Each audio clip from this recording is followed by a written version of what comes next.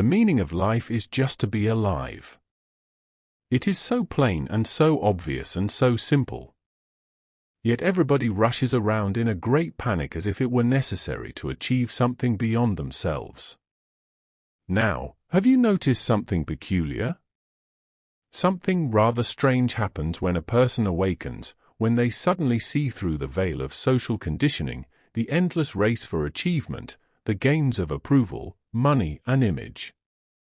You begin to notice that the things which once fascinated you, those hobbies, those diversions, those endless pastimes, they suddenly lose their grip. What once absorbed you so deeply now feels strangely flat, and you ask yourself, why am I no longer interested? Why does my old passion feel so hollow?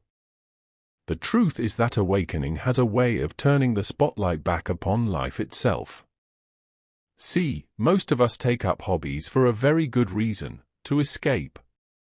We knit, we paint, we collect stamps, we play the guitar, we scroll endlessly through glowing screens, all as a way of filling the silence.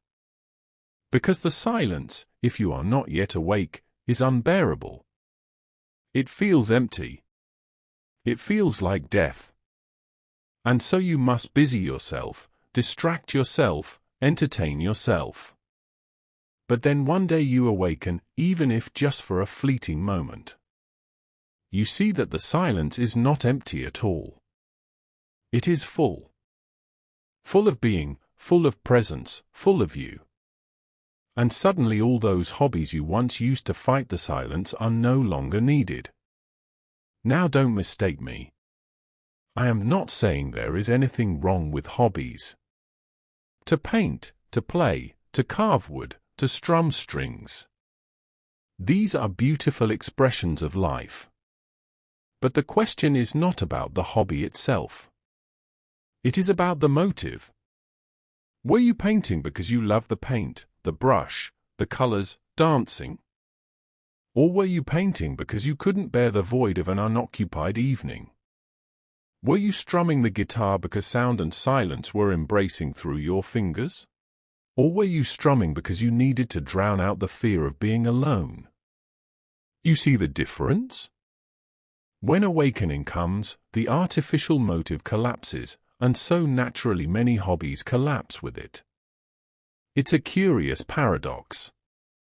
You may think awakening should make life more colorful, more vibrant. Shouldn't I love my hobbies even more? But consider this. When you taste the very essence of being, when you drink directly from the well of existence, the little puddles no longer quench your thirst. Imagine a man who all his life drank from plastic cups filled with lukewarm water. He cherished those cups. He collected them. He polished them. They were his treasure.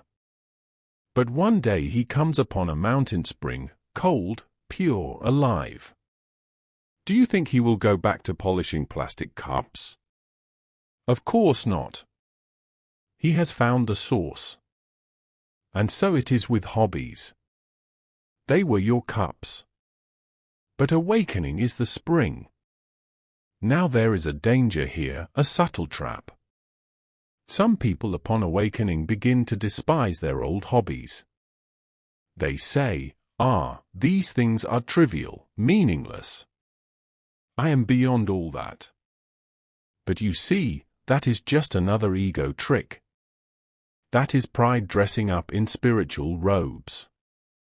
Because if you truly awaken, you don't need to despise your hobbies. You simply see them for what they are. You may still play the guitar, but now you strum, not to escape the silence, but to celebrate it. You may still paint, but now each brush stroke is not a distraction from life. It is life. The hobby is no longer a necessity.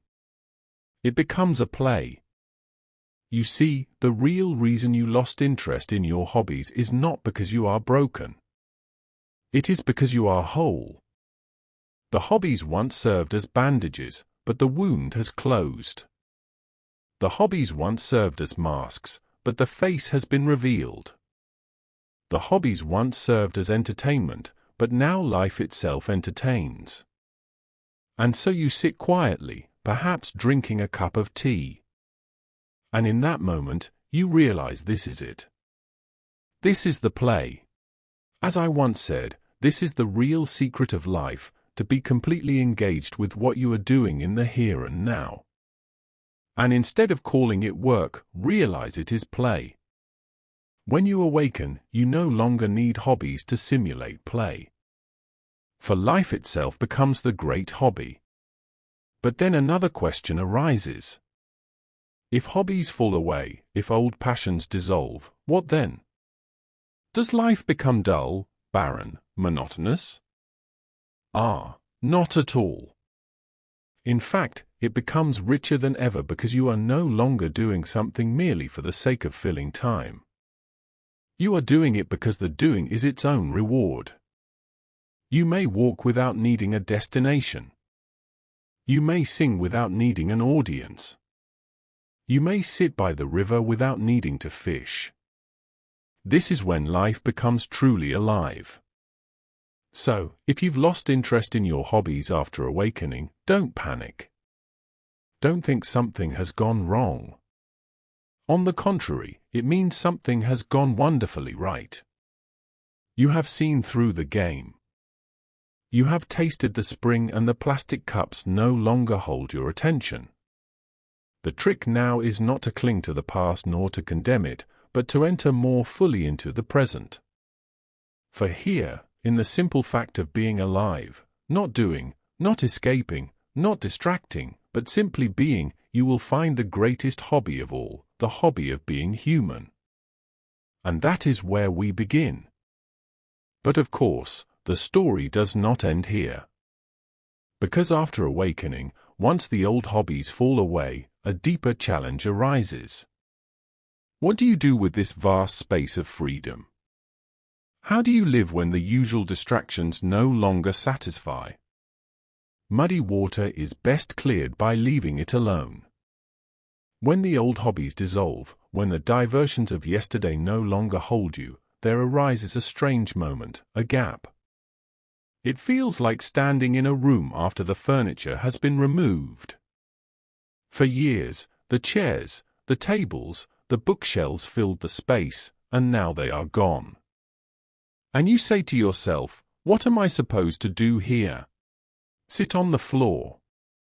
This is the first taste of the spaciousness awakening brings. And many people mistake it for emptiness, for loss. But the real invitation is to see that the room is not empty at all. It is full of air, full of light, full of possibility. The tragedy of our culture is that we are trained from childhood to think that unless we are busy, unless we are entertained, unless we are achieving something, we are wasting time. You see, this is why you panic when the hobbies fall away. You have been conditioned to believe that life must always be filled. But the awakened man or woman discovers the opposite. It is in the unfilled, the unoccupied, the unplanned moments that life reveals itself most intimately. You could say that awakening is learning to sit comfortably in an empty room and discovering that the room sings. Now, notice something curious. Once you let the emptiness breathe, new movements appear on their own. When you no longer chase a hobby to fill time, a hobby may return, but it returns differently. You may suddenly feel like sketching again, but this time the sketch is not a desperate act of self-definition. It is simply the hand playing with the pencil. You may feel like playing the guitar again, but now the music is not performed for praise or distraction. It is simply sound unfolding. And if no hobby comes at all, that is fine too, because you no longer measure your life by what you do. You measure it by how awake you are while doing it. Let me give you an image. Imagine a man who for years ran every morning on a treadmill in his basement. He sweated, he panted, he measured his miles. But one day he walks out into the forest. And for the first time he runs simply because the path is calling him. Do you see the difference? One is exercise for the sake of burning calories. The other is movement for the sake of movement. That is what awakening does. It takes the treadmill of hobbies, the forced, mechanical, repetitive doing, and replaces it with a spontaneous dance.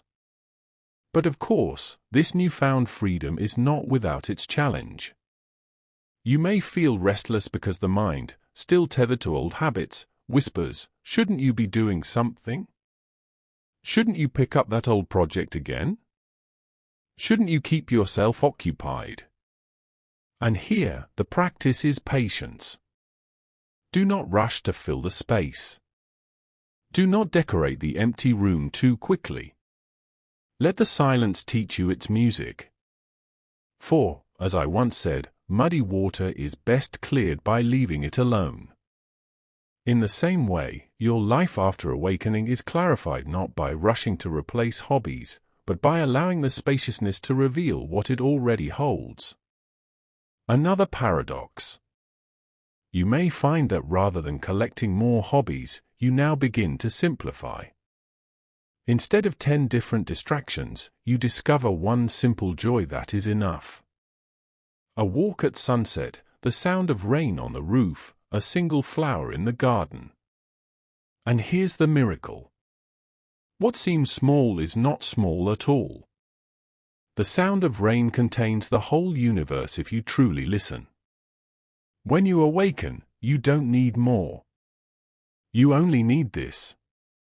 Now, someone might say, but isn't this boring?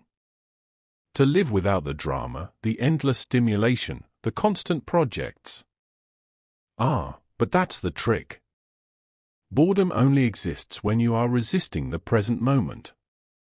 If you are fully with the raindrop, fully with the breath, fully with the sip of tea, boredom vanishes.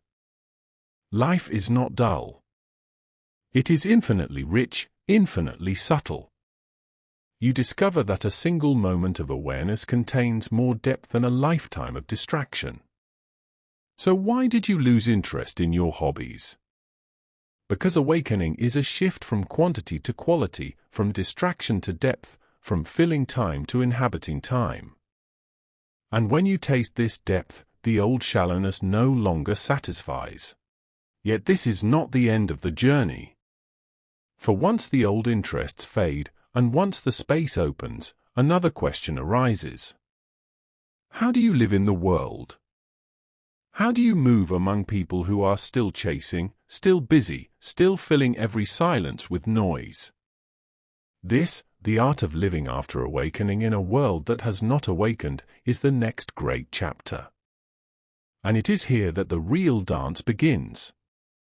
You are an aperture through which the universe is looking at and exploring itself. Now comes the most delicate part of awakening. Because you see, it's one thing to lose interest in your hobbies, to sit quietly, to discover the richness of silence. That much is personal, private, safe. But sooner or later, you must walk out into the world again. And the world is noisy. The world is restless. The world is forever caught in its own drama of chasing, striving, proving. So the question arises, how do you live among others? How do you engage in the marketplace of life when you no longer buy what they are selling? Here is the paradox. Awakening frees you from the game, but it doesn't excuse you from the dance. You no longer need hobbies to define yourself. You no longer need achievements to prove yourself. And yet life still invites you to play. The painter may pick up the brush again, not because he must, but because the colors themselves are irresistible. The musician may return to the piano not because he seeks applause but because the keys whisper. The awakened man lives in the world but is no longer of it. He moves like an actor who knows he is on stage but plays his role with all the joy in his heart. Let's put it simply. Awakening doesn't strip life of meaning. It strips it of false meaning. And in doing so, it reveals the true meaning. play. When you awaken, you don't retreat to a cave forever. You laugh, you work, you love, you build, you create, but you do it lightly. You do it as play.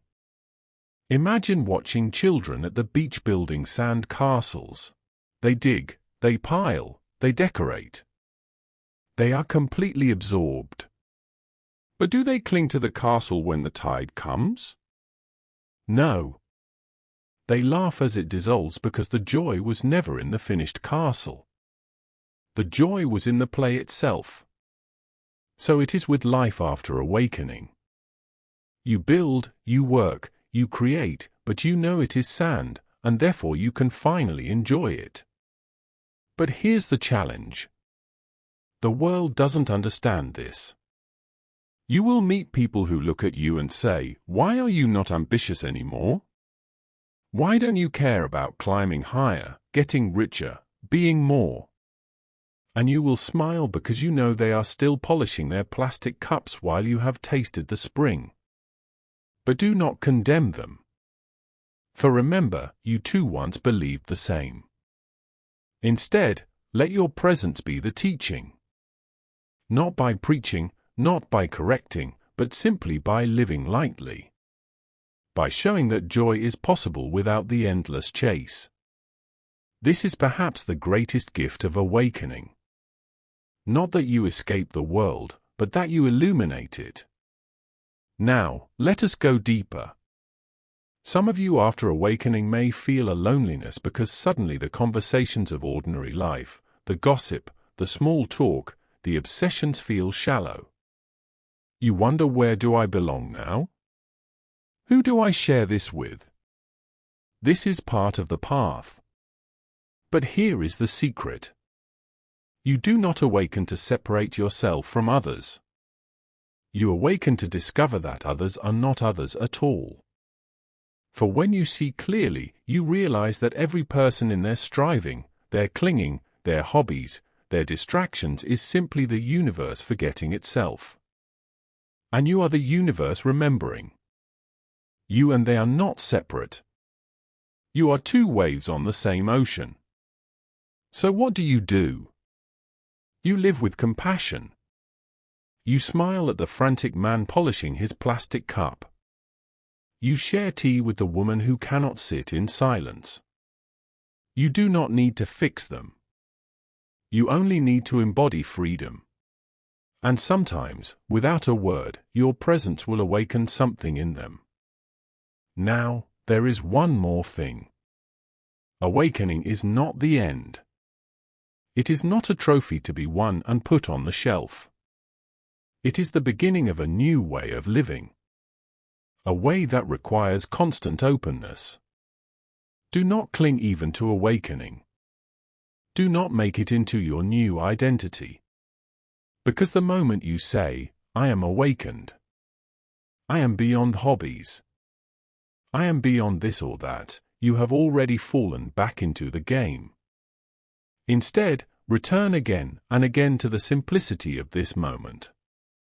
Drink your tea. Watch the clouds. Play your part. Dance your dance. And when life calls you to paint, paint. When it calls you to rest, rest.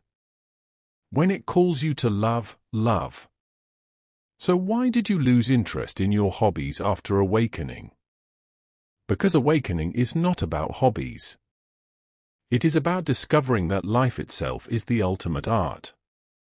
Every gesture, every word, every breath, this is your masterpiece. And when you live this way, you realize you have not lost your hobbies at all. Life has become your hobby. Existence itself has become your play. This is the real secret of life. To be completely engaged with what you are doing in the here and now. And instead of calling it work, realize it is play. So play, my friends, not as escape, not as distraction, but as the universe exploring itself through you. For this is why you lost interest in your hobbies, because you found the greatest one of all, the hobby of being.